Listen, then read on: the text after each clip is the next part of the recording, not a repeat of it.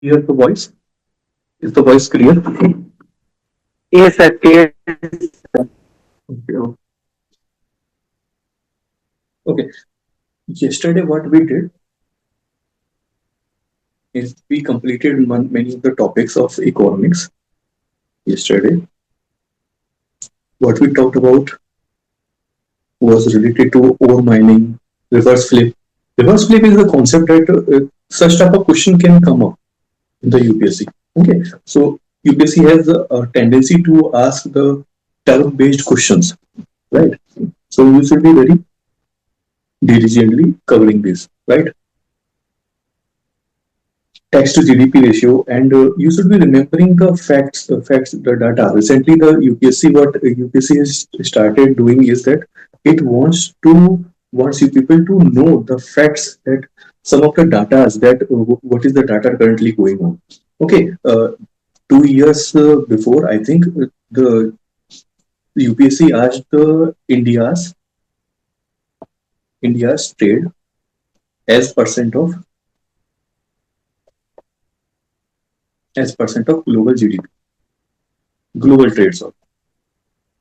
So So you should remember that approximately what is the India's trade as percent of the global trade.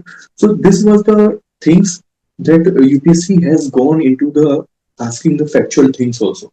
So you should remember some of the data, which is very important data, which needs to be covered by you.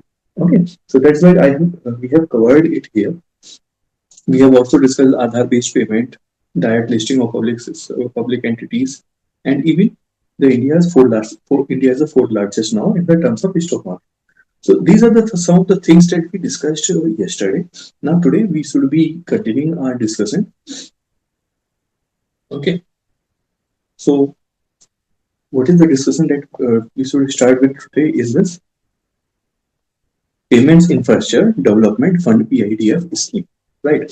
So what is this PIDF scheme? RBI is the main body which is regulating this, which has launched this scheme, Payments Infrastructure Development Fund. So by the name of the scheme itself shows that payment infrastructure needs to be developed. Okay, and fund has been allocated to develop the payments infrastructure. And payments infrastructure in the sense digital infrastructure we are talking about.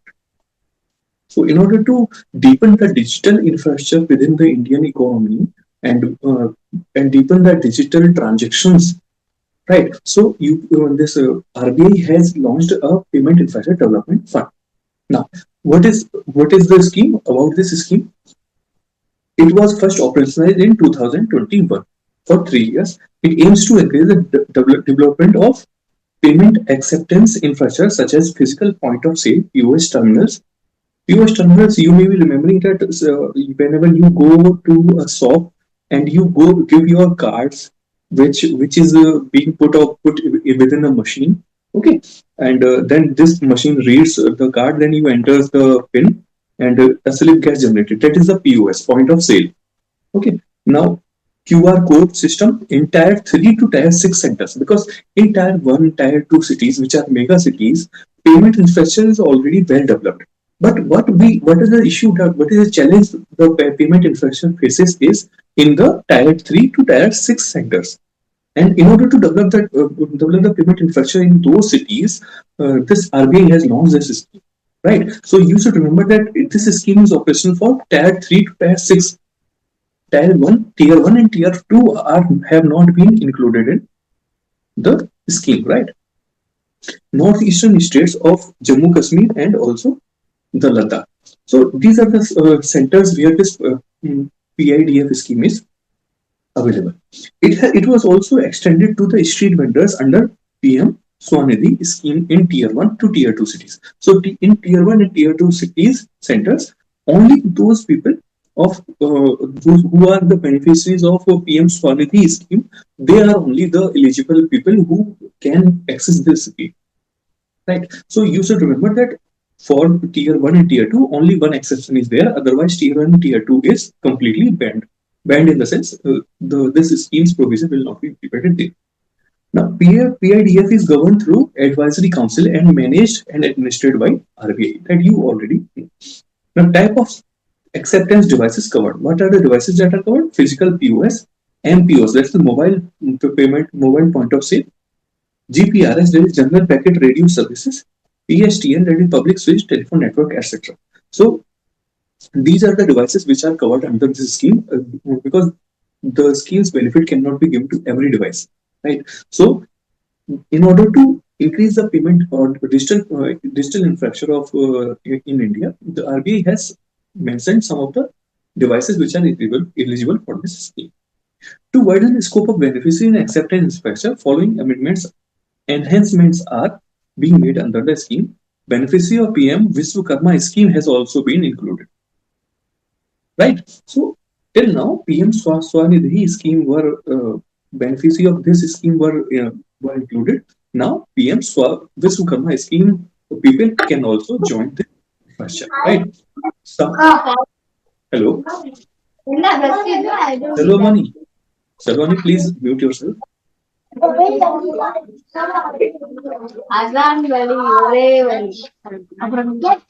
அது சொல்லுங்க அவரு. Okay. Now, also the soundbox devices and Aadhaar-enabled biometric devices are also eligible for the claim of subsidy under this scheme. Right? Some of the devices has already been included, and now two more devices have been added in order to broaden the base of the scheme. And subsidy for special focus areas has been made uniform at 90% of the cost of device. So, cost of the cost of the device subsidy can be given up to 90% of the device cost, irrespective of the type of device. So these are some of the changes that have been implemented in this scheme, right? So if the UPSC wants to ask the question, then it will be asking in this domain that sound boxes devices are not eligible for the scheme, for the benefits under this scheme. So you should remember the things that has recently been done. Those schemes, those devices which were added earlier, the UPSC will not ask you about that. UPSC will ask you the changes that has been done. Okay, it will play some of the intelligent game there. Now, other initiatives to promote digital payments, like Aadhaar enabled payment system that we have talked about yesterday also. Aadhaar based payment system we have already talked about. UPI system we have already talked about. Pradhan Mantri Gramin Digital Sakshata Abhiyan, PMG DISA, to assert the digital literacy. So, in order to increase the digital literacy in the rural areas, okay, Gramin is the rural. So, in the rural areas, in order to increase the digital literacy of those financial literacy programs, etc. So, PMG DISA scheme has also been launched. Okay, so you should remember what is the aim of this scheme, right? Now, next topic that we have to cover today is the National Transit Pass System (NTPS). So by the word itself, by the phrase itself, there's some national transit pass is being talked about, right? So Union Minister has launched the National Transit Pass System (NTPS), that is one nation, one pass. Now, it is under the Ministry of Environment, Forest and Climate Change. So by the logic, it will be seen that National Transit Pass System is there, so Ministry of Road Transport will be coming into the picture. But no, here you should remember it. It is an exception type of thing that Ministry of Environment, Forest and Climate Change has facilitated this seamless transit of timber, bamboo, and other minor forest products. So you should remember that which is the ministry which is implementing this scheme, and for what purpose is this scheme going to serve, right? Now, currently, transit permits are issued for the transport of timber and forest produce based on the state-specific transit rules. So, currently, state allow from the rules and from the past, but now this Ministry of Environment, Forest and Climate Change has given the permission for a national pass. Okay, so NTPS enables managing the records at both interstate and intra-state transportation of timber, bamboo, and minor forest produce. Only three things will be included in this domain, right? Now, yes, Shivam Sharma is saying that here they twist the options. Yes, this is the things that these are the exceptions that you should remember. Some of the twisting is done. So, okay. Now, benefits of NTPS scheme. What will be the benefits? It will promote ease of doing business because the seamless transit can be done through a single pass. Okay, and it will promote give impetus to agroforestry sector because agroforestry sector faces some of the challenges like when it wants to transit the timbers and etc. So a larger number of permissions and approvals are need to be taken before the transit can be done. So this pass can enhance the agroforestry sector also. Now saving the transportation cost and time for the people. Under this Forest Right Act, minor forest produce. Now the thing comes that what is minor forest produce? You know the timber. You know the timber. You know that bamboo is there. But what is minor forest produce? So minor forest produce has been defined under the Forest Right Act of 2006. You should remember because UPSC has already asked this question. Okay, and it may further ask. So minor forest produce includes all non-timber forest produce. Those forest produce which are non-timber. Okay, it and are of plant origin, including bamboo, brushwood, and stones. Okay, anything related to it will be included in the minor forest produce. Right? The forest dwellers are legally empowered with the ownership and governance of minor forest produce through the Panchayati Raj Extension to Scheduled Areas Act, PESA Act, and also the FRA Act 2006. So, in this respect, this becomes very important. Like you should know what are the national this non-timber forest produce. You should remember. Okay, and you should also remember according to which article, which amendment, or which legal act these minor forest produce have been given the legal sanction. Okay, now next is other initiatives to promote the forest produce and minor forest produce. So Pradhan Mantri Van Dhan Yojana has been launched by the Indian government for developing the value chains for forest-based products, enhancing the income of tribals. In order to increase the income of tribals, the Pradhan Mantri Van Dhan Yojana has been launched. Now, Indian Forest and Wood Certification Scheme has been designed in order to certify the wood that this wood is coming from a forest which is sustainably managed. Right?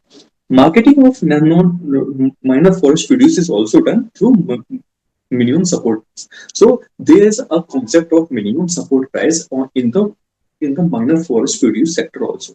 Okay, and here the minor forest produce minimum support price is given by Ministry of Tribal Affairs. Okay, you should remember it because minimum support price that we already know, all the people know, is for cereals. Okay, and the 22 clause that we usually read out. But you should remember that minimum support price is also given for the minor forest produce, right? And this is given by Ministry of Tribal Affairs. You should remember. Now, next topic that we are going to discuss is Atal Setu Nava Seva Sea Link. Okay, what you should remember is in this PM has inaugurated. Okay, it is country's longest sea bridge. You should remember this. It is also referred as Mumbai Trans Harbour Link. So where is this and what is this? You should remember two things. Okay, and this if you will talk about what, then it is country's longest sea bridge.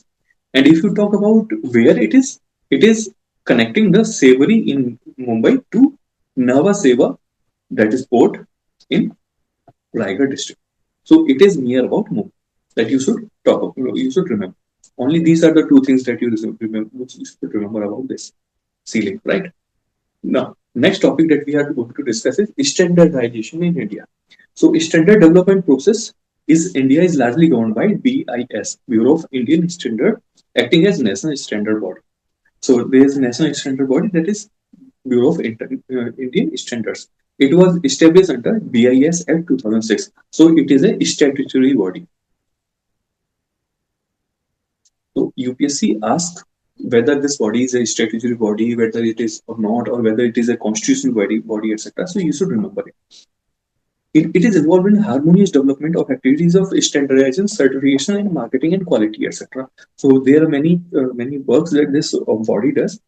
It is administered by Ministry of Consumer Affairs. So okay, so you should remember that BIS Bureau of Indian Standards. This is a body which is within the organization or within the Ministry of Consumer Affairs. Right? You should remember. It is also a statutory body. You should remember about this BIS. Okay. What are other initiatives in order to develop the standard products? Standards National Action Plan has been done. Okay. And what you should remember is one nation, one standard scheme of BIS is also there. Right? So these are the things that you should remember in the standardization domain. Some certifications that you should remember of BIS is there. ISI certificate that you must have seen in many of the products, many of electrical appliances, etc. Also, it is used for standard industrial products in India. It is mandatory for some products like electronic and voluntary for others. So ISI is not only mandatory or only. Okay, you should remember there are some products where this scheme should be mandatory. Okay, certification should be mandatory, and there are some products where this certification can be got voluntarily. So you should remember this. So BIS hallmark you may have already seen in the news articles and also the TV channels, etc. or TV ads are there. So jewelry, precious metals like jewelry, silver jewelry, etc. These are given BIS hallmarks for purity of metal. Eco mark, you should remember that what is this eco mark used for? This question has already been asked by UPSC. Right? Eco mark is used for labeling the environment friendly products. Right? Other standards, other certification, etc. You may have seen on the packet is this type of mark. Here, green will be there. Green dot will be there. It is for vegetarian product.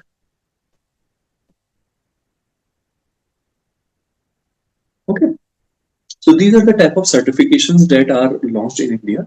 So you should remember what type of certification, which symbol is used for what type of certification. So this is all about the standardization process in India. Now we should go for next article. This article is very important. This article introduces you with a new concept. Okay. Now, what is this gold? Pragya Gupta, please mute yourself.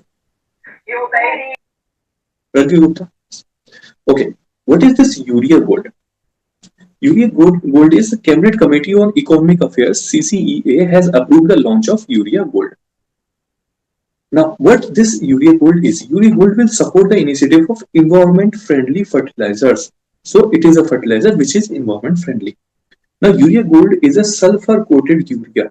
So you must be familiar with the concept named neem-coated urea.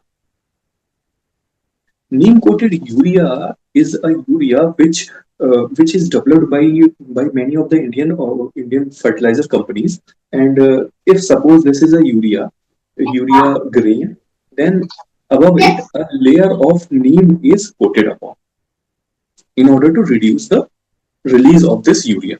So neem coated urea, you or all the people here must be familiar about. Now a new type of urea has been developed, that is gold urea gold, and in this sulfur coating is used. You should remember this. Okay? It is non-organic slow release fertilizer. It is usually generated by coating the preheated urea granules with molten sulfur. So if we are able to give a layer of sulfur, put a layer of sulfur above the urea grains, then this is called gold urea. Okay. Sulfur coating ensures a more gradual release of nitrogen. So as the work was done by the neem coating of neem, the same thing is. Yes, recording lectures are also available as asked by Pragya Gupta. Recording lectures have been available and it is available on our YouTube channel. YouTube channel is Strive as IAS. So on this channel, you will be getting the recorded lectures. Not only this economy, but also the previous lectures of polity and other lectures that has already been conducted. You will be getting it there. Okay, in our classes, IR has already been covered and polity has been covered. Okay, economy is being covered now, and also environment is going to get started shortly. Right. This was the doubt of Pragya Gupta, and now we should continue our discussion. So now sulfur coating ensures what why the sulfur coating is being done by the Indian government. It ensures that it will the release of nitrogen from the urea granules will be gradual, means slow process. If the nitrogen release is slow, what will happen? It will lead to prolongness of urea action, thus helping plants to stay greener for longer period of time. So this will be the benefit, right? Now it will increase the efficiency and reduce the frequent application of fertilizers, thus enhancing the soil health. So fertilizers, frequent application of fertilizer will be reduced because urea once it is being put in the soil, it gets released very fast. If we are able to put a thin film of either sulfur or neem, so the release of nitrogen in the soil will be very slow and it will be prolonged for a period of time, right? So this is why energy efficiency or urea efficiency is got by introducing the urea product, right? As per Indian Council of Agriculture Research study, use of sulfur coated urea leads to reduction in the urea consumption by 25%, approximately 25%. You should remember that the application of urea decreases by one fourth, right? So this is the benefit of it. So, and environment-friendly fertilizers are the fertilizers that reduce the environmental pollution from nutrient loss by retarding or even controlling the release of nitrogen into the soil. Environment-friendly fertilizers also include organic fertilizers such as biocompost and vermicompost. So, not in this environment-friendly fertilizers, not only organic fertilizers, but also some inorganic or chemical fertilizers are also uh, used chemical fertilizers. So if UPSC has to go for asking the question, and if it wants to frame a question on this, what it will be framing? It will be framing on this environment friendly fertilizers, and what it will be saying that it includes only the organic fertilizers, not the chemical based fertilizers. This is the point where you will be able to is not able to guess it. So this is why this becomes very important. Reading the lectures becomes very important. So chemical fertilizers are also included, and we have already seen neem coated urea as well as sulfur coated urea. The the urea gold has also been included in this environment friendly fertilizers because it reduces the use of the fertilizers, the quantity of fertilizers which is needed in the cropping pattern. Right now, initiatives for environment friendly fertilizers in India, PM Pranam. PM Pranam is a scheme that you already that you may not be remembering, but what this scheme does is it incentivizes the state government to reduce consumption of fertilizers. Okay, so if any state is reducing the consumption of fertilizers, because you already know that the consumption of fertilizers in India is going beyond what is required in the soil. Okay, if the state governments are able to limit the consumption of fertilizers in their territory, then they are benefited. They get benefited of the in the quantity or that these they are able to reduce. Okay, so central government gives them financial benefits. So this is what is PM Purna. Now next is development of nano urea and neem coated urea that you have all that is also a type of step in the direction of environment friendly fertilizers. So neem coated urea you already know, I have already told about, and nano urea is a concept where urea is urea or nitrogen efficiency is being controlled at nanoscale level. So what actually happens is that nano urea is a bottled product only it comes in the bottle of 1 kg 2 kg as per the demand. So in by using this liquid, and it is mixed with water and then sprayed on the crop. And what actually happens, the urea, the normal urea that we have, it is spread on the soil, and it goes into the soil, and then it is it is taken up by the plant. This is a normal process that we used to follow. But when we talk about the nano urea, it is applied on the leaves, it is sprayed on the plant. So here the absorption of the urea nitrogen takes up in the leaves of the plant. So its efficiency increases because the loss of the fertilizer that was taking place because it was not being absorbed by the plant and it was going into the underground, that reduces to a considerable extent. So nano urea's concept is this, right? Now, next thing is Govardhan scheme. The Govardhan scheme you already know about is that it helps in preparing the organic manure.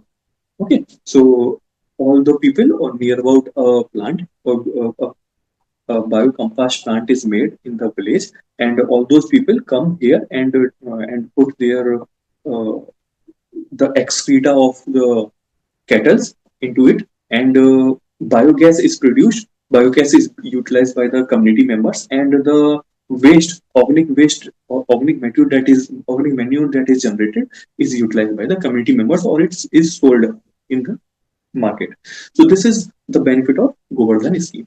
So these are some of the initiatives that Indian government has taken in order to promote the eco-friendly or environment-friendly fertilizers.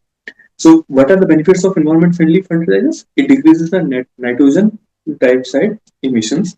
Right? You already remember that this nitrogen dioxide or N2O, it is a global warming gas. So, global warming also reduces to a considerable extent. It improves the water retention and water holding capacity. It increases the organic matter in the soil. It adjusts the soil pH, etc. So these are some of the benefits of environment-friendly fertilizers. So this topic was very important, and I hope it is clear to you all now. Now, next, moving to the next topic, protection of plant varieties and farming rights. So this is an act. Now, under this WTO's TRIPS Act, every member, every member or every international player who is the signatory to WTO TRIPS, they have WTO's TRIPS agreements. They need to have a new plant variety. Whenever new plant variety is generated, they need to give some protection to it. This is an obligatory step. Okay, so under this, India has enacted Protection of Plant Varieties and Farmers' Rights Act. Right. So this act has been enacted in order to fulfill the obligation to WTO. Now, a plant variety, what is the plant variety? Which conforms to criteria of distinctness, uniformity, and stability is eligible for registration under PPVFR. Okay, sorry. So this is the benefit of the registration. So a plant variety which is new and distinct and uniform will be registered under the act. Right now, why this act is important? It recognizes some of the following rights which are given to the people. Okay, and there are many rights. Some of the rights are related to farmer, some of the rights are related to the researchers, and some of the rights are given to the breeders. Okay, so what are the farmer rights? They have registration and protection of new varieties, farmers varieties, and extant varieties. They are rewarded for conservation of plant genetic resources. So by the cultivation of the plant varieties, new varieties, they are conserving the genetic resources, so they are rewarded in that sense, right? If a person or who is a farmer is able to protect or promote a new variety, is able to cultivate new variety, then this variety is protected under protected to him under this right, okay, under this act. Researcher is also having some of the rights. Any registered variety, if he wants to use for his research, then he has right to use. He can't go for commercial cultivation of it. Commercialization cannot be done, but what actually can be done by this is registered variety can be used for experiments. Now, breeders' rights are also there, exclusive rights to produce, sell, and import or export, etc. So there are many rights to the given to the breeders. Okay. Now, Plant Varieties and Farmers' Rights Act Authority has also been made through this act. It is a statutory body under the PPVFR Act, and it has been established in 2005. It comes under Ministry of Agriculture and Farmers Welfare. You should remember this. Protection of Plant Varieties and Farmer Rights Act. Okay. You should also remember one of other organization, that is GEAC, Genetic Engineering Appraisal Council. Okay, this body is an exception which is under Ministry of Environment, Forest and Climate Change. Okay, so you should remember these bodies. So everybody, most of the time, it is logical. If it is protecting the farmers' right, then it should be under the Ministry of Agriculture and Farmers Welfare. Okay, how the UPSC can confuse you, because this is new varieties is being talked about, so it may be Ministry of Science. Okay, so this type of confusion can be done by UPSC. Okay, now functions included under registration of new plant varieties, rewarding the farmers engaged in conservation and preservation of genetic resources, and maintenance of national register for the plant varieties is also included in this. Is the task that is done by this authority. Okay, so you should remember about this authority. Now, next topic that we are going to discuss is solar power scheme for PVTG's habitations. Okay, if any student has any doubt, then they can uh, just give me some indication in between, and I will be able to discuss the doubt. Okay, otherwise I am just continuing everything. Now, solar power scheme for PVTG's habitation. The President has sanctioned the implementation of a scheme under the new solar power scheme for PVTGs, okay, habitations. So PM has sanctioned this launched this new scheme. Okay, the scheme was launched under Pradhan Mantri Janjati Adivasi Nyay Mahabhiyan (PM Janman). Okay, you should remember under which scheme this new scheme has been launched, right? PM Janman is a umbrella scheme under which all the schemes will be implemented which are related to PVTGs, right? Now, key feature of this scheme is two components are there. Electrification of 1 lakh PVT household will be there.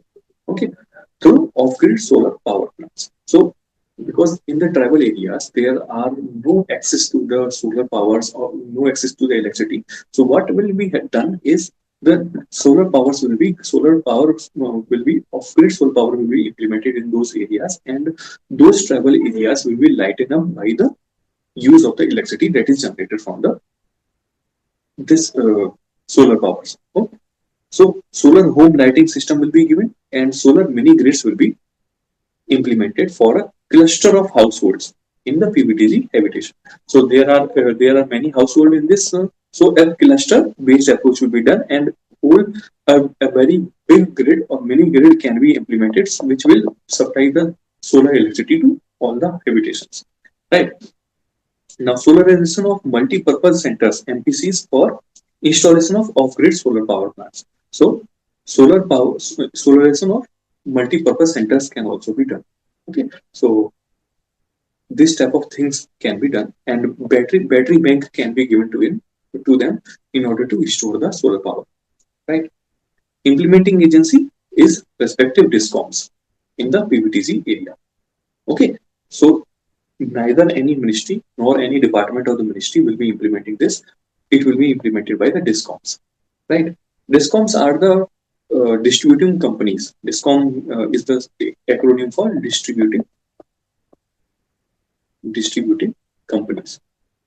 Okay, so those companies which are distributing the solar power or electricity within the area are called as discoms. Okay, timeline will be 2023 to 2025, 26 approximately.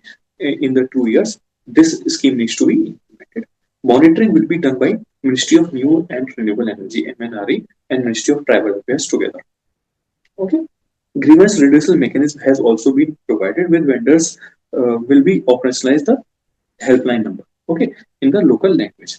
So giving the local people a helpline is also important so that they can communicate their grievances, right? So now the very basic question comes: what is PM Janman scheme? It aims to saturate the PBTG household and habitations with basic facilities such as safe housing, clean drinking water, sanitation, improved access to education. So the basic amenities a household needs should be given to those PBTG households also. So in order to achieve that aim, this PM Janman scheme has been launched. It comprises of 11 critical interventions through 9 ministries, including the Ministry of Tribal Affairs over 3 years. Okay, so Ministry of Tribal Affairs will be one ministry, but 9 ministries, inclusion of 9 ministries will be there. So particularly vulnerable tribal groups, what are the PBTCs? You should remember this because this is the area where UPSC has already concentrated upon. It is centrally recognized special categories from among the scheduled tribes. Okay, among the scheduled tribes, there is a category, PBTG category. Okay, scheduled tribe is a very big category. Within this, a PBTG category has been formed. Okay, and when it was formed in 1975. Okay, and it was based on the recommendation of UN Dewan Commission. You should remember this because it is important for not only for prelims but also for the mains. Okay, in 2006, PBTs were named as PTGs. So first, they were recognized as PTGs, that is primitive tribal groups. Now, in 2006, they have been renamed as particularly vulnerable tribal groups. And currently, there are 75 PBTGs. You should remember this statistics also. How many are there? 75. Okay. Criteria for identifying the PBTGs is pre-agriculture level of technology. So those people who don't use the agriculture systems that we follow today, that is mechanization, use of the tractors, machinery, etc. But they use pre-agriculture level of technology. Okay, uh, they dig the land with the use of sharp metals, sharp blades, etc. And they do the agriculture there. They are not irrigation dependent economies or families. They are only dependent on the rainfall. So these are the type of things which categorize them as PBTCs. Okay, they have low level of literacy. They have economic backwardness. They have declining or stagnant population. This is very important measure. Okay, their population is declining or either declining or stagnant. So these are the some of the criteria to identify the PBTGs that have been used by UN Labour Commission. Now, PBTs have been done, right? Now, next topic that we are going to discuss is global hydrogen trading mechanism. So, as you already know, as you all people know, that oil, or you may take call it as crude oil. You may remember about natural gas. You may talk about the LPG, etc. So these are all the commodities which are being traded internationally. Okay, but what actually is happening is that the hydrogen hydrogen is in very development of hydrogen is in very nascent stage, very initial stage. So how to trade hydrogen at a very global stage? The mechanism has not been developed. Now, this in India, this mechanism has been developed. Like Indian Gas Exchange (IGX) will be the implementing body, which will be only body which will be regulating the trading in the Indian domain for hydrogen. Right? They will develop a global hydrogen price index and benchmark for price discovery and market information. Only this much you need to know. Otherwise, nothing is much importance in this article. Right? Which is the body that will be regulating. Now, National Pension Scheme (NPS). It has been introduced by the central government in 2004 to help the individuals have income in the form of pension. So, in order to know or to give the pension to the people, national pension system has been developed. Okay, what is this? What is the system? In the years where when this person is young and in the job, he will keep on contributing some amount to the NPS. Okay, and when he gets retired, he will be he will be given some of the pension amount. Okay, a pension amount is fixed according to the contribution. Okay, it may be 3,000 per month, it may be 5,000 per month. It depends on the contribution that this person has already done throughout the life. Okay, throughout the life till he turns 60 years. Okay, any citizen of India can join this scheme, whether resident or NRI. NRIs can also join this scheme. Okay. It is mandatory for all employees to join services of the central government. Those people who are joining the central government services, it is mandatory for them to contribute some of the fund to national pension scheme. Okay, PFRDA. Okay, is the body which regulates the national pension scheme under PFRDA Act 2013. Now, what is this PFRDA? PFRDA is a statutory body because it has been enacted under PFRDA Act 2013. Its objective is to promote old age income security by establishing the and developing and regulating the pension funds, and it is under the Ministry of Finance. Only this much is the of importance that you need to know. Okay, PFRDA, Pension Fund Regulatory Development Authority, is an authority which is statutory. Okay, and it comes under the Ministry of Finance. Future of Growth Report. The next article that we have to discuss upon. Future of the Growth Report. The report has been published by World Economic Forum. You should remember who is the publishing authority, publishing body for this report. Okay, and it has introduced multi-dimensional framework to assess the quality of economic growth across 107 countries globally. It characterizes the nation's economic growth on the four dimensions. What are the four dimensions? Innovativeness, inclusiveness, sustainability, and resilience. Okay, so innovation is very important for the driving the economic growth of a nation. Okay, until unless economic innovation will not take place in the economy, the growth of a nation cannot go right. But the second thing that is needed is inclusiveness. Inclusiveness is important because every person of the society should be able to get or access the fruits of the innovation or for fruits of the growth. Okay, if some people will grow rich, other will be remaining poor. So poor people will sometimes revolt, and this will lead to a social unrest problem. So this is important that the fruits of the growth should be inclusive, right? So that is why that is only method through which the growth of a country can be sustainable or on long-term basis. Now, sustainability is with respect to the environment. So, environmentally also the policies of every nation should be sustainable. Okay, environmentally responsible. Resilience is when the any disruption comes, any disaster comes. So, every nation should be able to cope up with the disaster that has already been taken place. Okay, so these are the four indicators that this report of WEF focuses upon. Okay, it produces an aggregate result based on the blur from 0 to 100 scale, and then it ranks the countries. Okay, so this becomes very important, and you should remember about the parameters or dimensions that has been formed, and you should remember that which is the organization which releases this report. Now, moving to the next, rules exploration license for mining. Okay, so Ministry of Mines has notified four rules to implement on exploration license regime.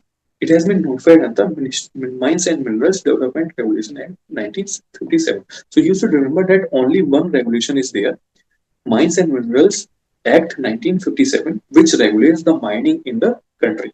Right. So only in this only the minerals has been categorized as major minerals as well as minor minerals. Right. So you should remember this. Exploration license. What is this exploration license? It means a license is granted for undertaking reconnaissance operations and prospecting operations or both. So if a company wants to go and explore that if any mineral or any metal is present in an area, it wants to explore only, then this exploration license needs to be taken by the company.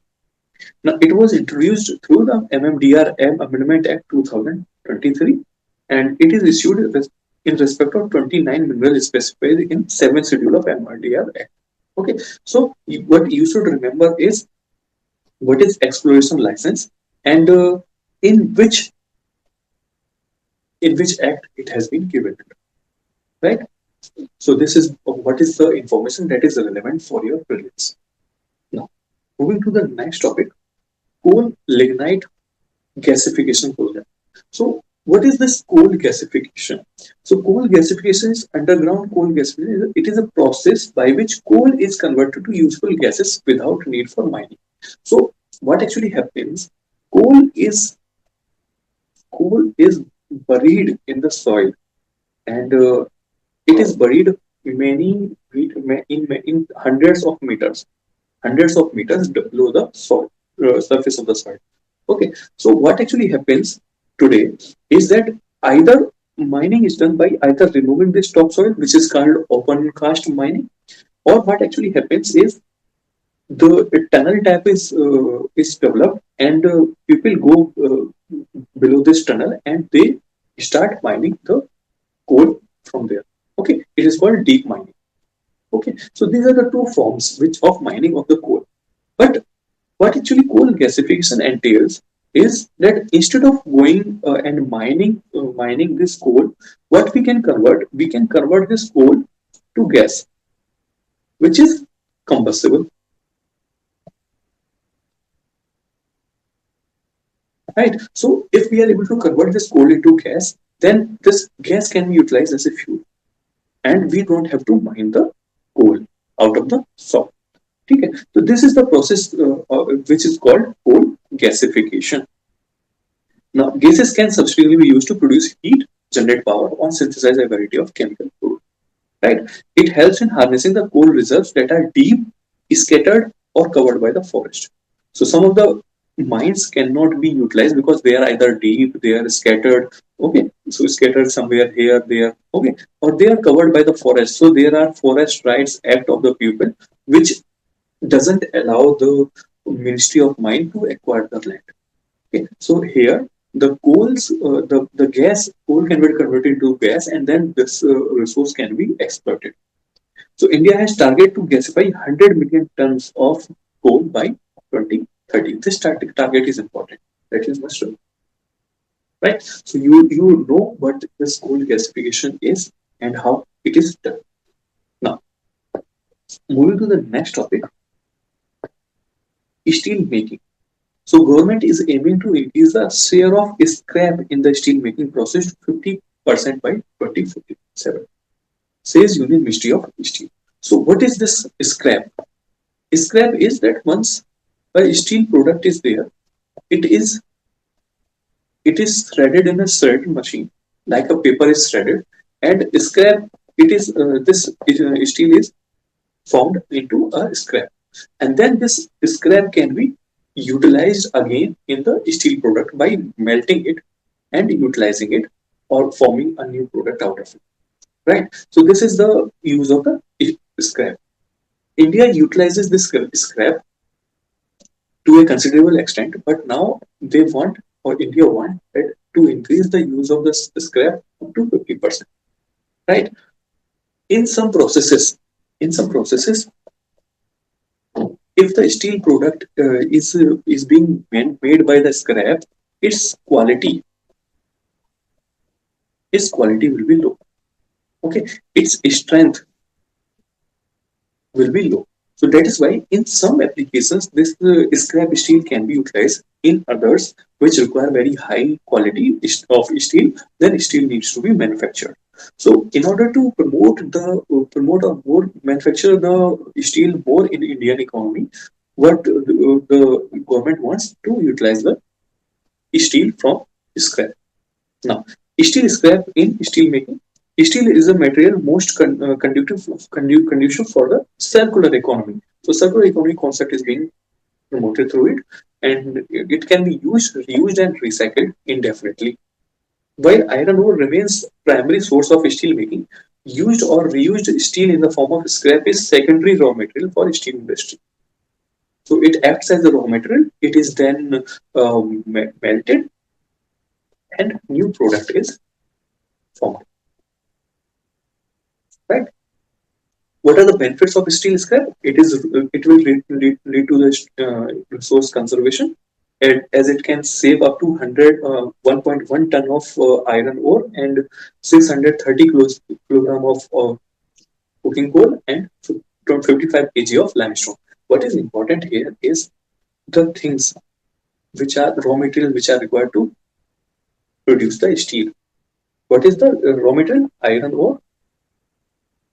Another raw material is coking coal. Another thing which is of importance is limestone. So you should remember these are the main ingredients which are used in the steel making process. All of these resources will be conserved if we are able to utilize the scrap steel. Reduce carbon footprint is also one of the important initiative and important benefit of it.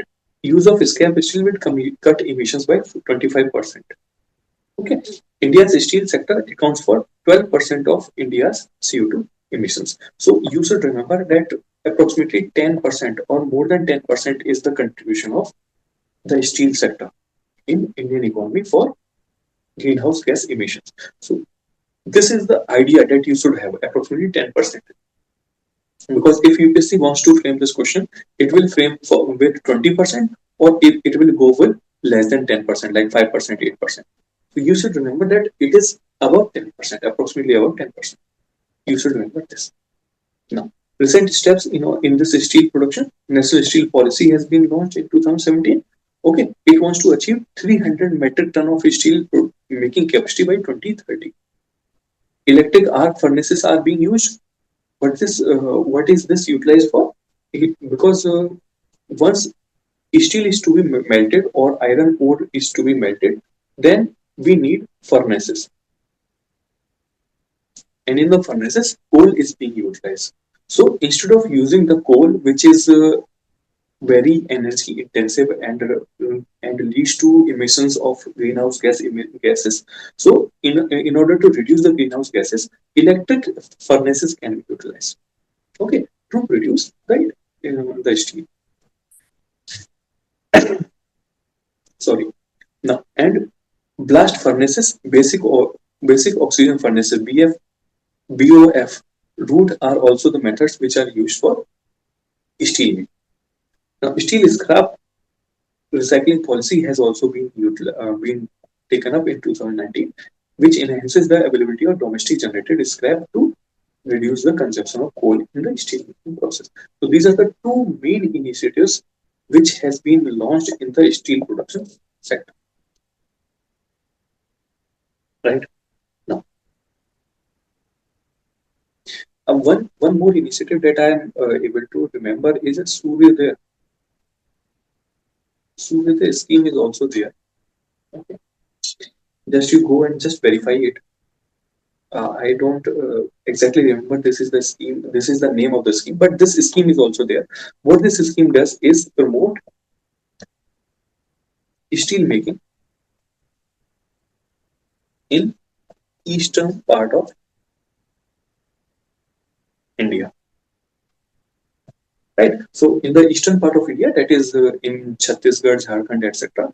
So these are the states where steel production takes up, but more steel production can be taken up. Surya scheme has been launched by the government of India. Now, challenges in the use of scrap steel, import dependency. So scrap is more high grade steel scrap is imported into India. Okay, logistics hurdle, energy intensive processing concern, because melting of scrap is also energy intensive. Also, converting the steel products into steel scrap is also energy intensive process. And challenges of ensuring the quality. Quality is also important because the product that is made by utilizers of the scrap will be also important that it should be qualitative content, right? Now, decline in individual income inequality. So it has been seen that individual income inequality is decreasing in India. So K-shaped recovery. What is K-shaped recovery? Happens when different sector of economy recover at starkly different rates.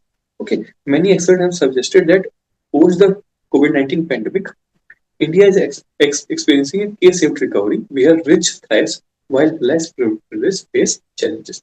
What is K-shaped recovery? Is you can see the K in the map. Okay, so what actually happens? GDP of India is growing like this. Suppose it is growing like this. So once in 2019 or 2020, early 2020, what actually happened? COVID-19 came up. So this recovery that was taking place in a very linear fashion, it has turned into K-shaped. K-shaped means some of the sectors were growing and other sectors were declining. So our economy became sector specific. So that is why this K-shaped economy concept has came up to be used. Okay, so many experts say that our economy is going through K-shaped economic recovery, where these sectors which are growing are people are becoming rich here, and the sectors where the economic growth is declining, people are become poorer. Right now, about Gini coefficient. What is this Gini coefficient? It is a statistical measure of income or wealth inequality. So when the income or wealth inequality is to be measured, we generally utilize or the Gini coefficient here. It is ranging from 0 to 1. That is perfect inequality. Theoretically, the values over 1 are possible due to negative income or wealth. Gini coefficient larger than zero point 0.4 is considered high. What is this Gini coefficient? Gini coefficient can be taken up in the Lorentz curve. Lorentz curve. What actually it is the area that is A. This area is divided by the whole area. That is A is divided by A plus B, and the we get the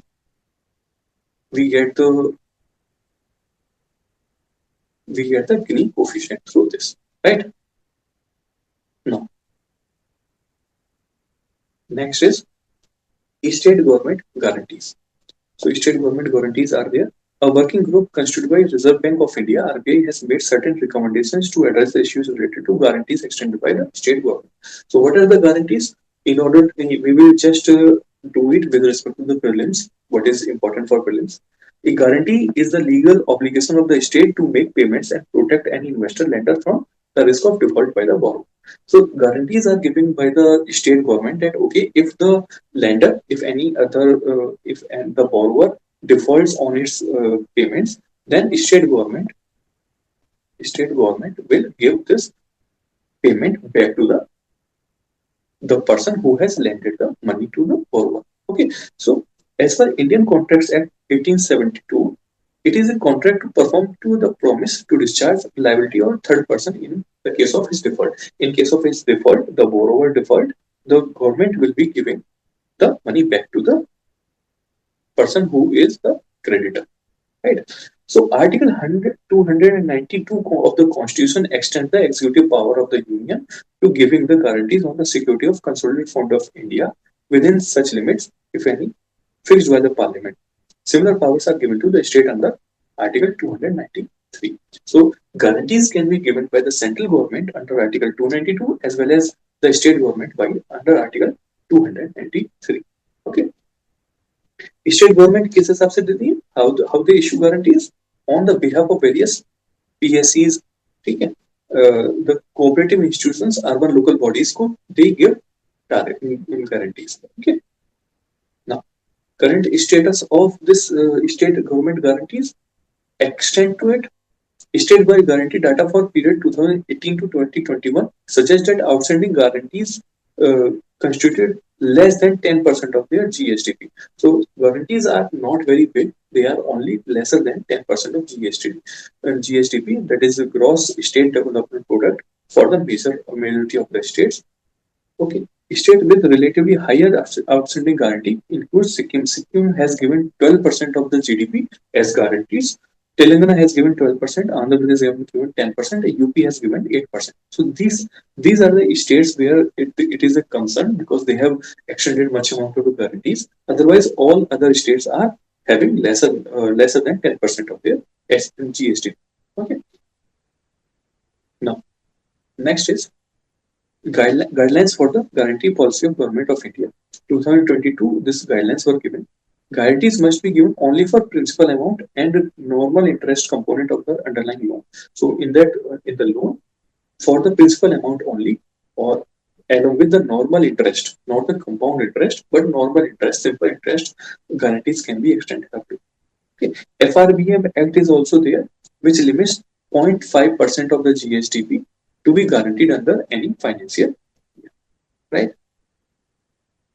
The guarantees may not be extended for external commercial borrowings. So external commercial product, if it is being launched or commercial company guarantees is to be given, so then state government cannot give a guarantee to it. Okay. Rest we should not be worried about. Okay. This much is the important here. Till this point, we will be doing for our prelims perspective. Now, insurance sector in India, we will talk about this. Insurance penetration, there are two components, two terms here we should be remembering. Insurance penetration and insurance density. What is insurance penetration? It is measured as percentage of insurance premium to GDP of a country. Okay, so premium is being collected by any organization or any commercial entity or any corporate sector which gives guarantee to the for the insurance. Okay, so the sum of the whole premiums in a year is divided by GDP of the country at that year, and this gives us insurance penetration. Insurance density is calculated as a ratio of premium to the population. So the people, okay, all the people who are insured, the premium, the total premium they are paying upon the population of that state or of that nation. This gives us the insurance density. So these are the two terms that you must remember. What is insurance premium, penetration, and insurance density.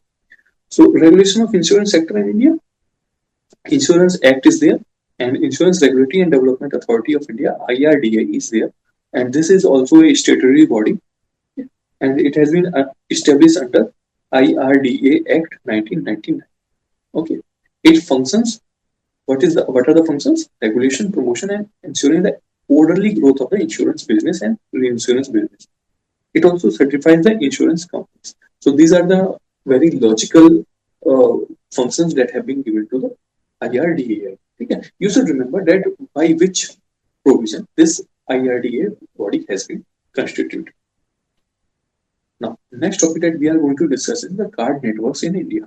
Okay, so RBI has ordered a certain card networks to stop unauthorized payments made using business cards.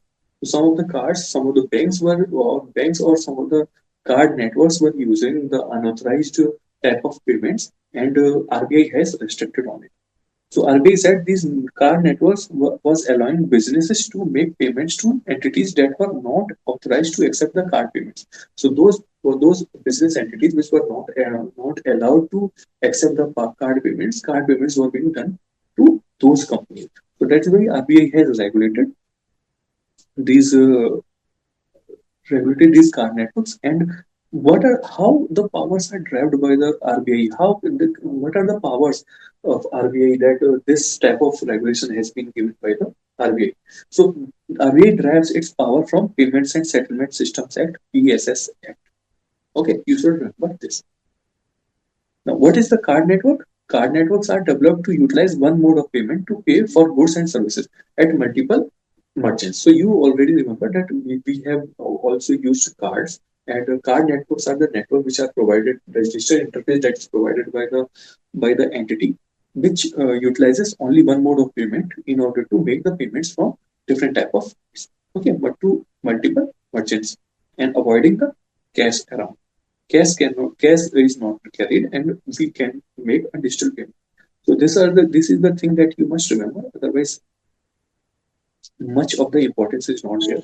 Card issuer is the bank. Okay, so there are two entities in a card. once you get a debit card or maybe the credit card, it is a issuing bank which is issuing your card, and card network is there. It may be Visa or Mastercard. Okay, Visa or Mastercard, which is a network they are utilized. Okay, so those two entities are there. Okay.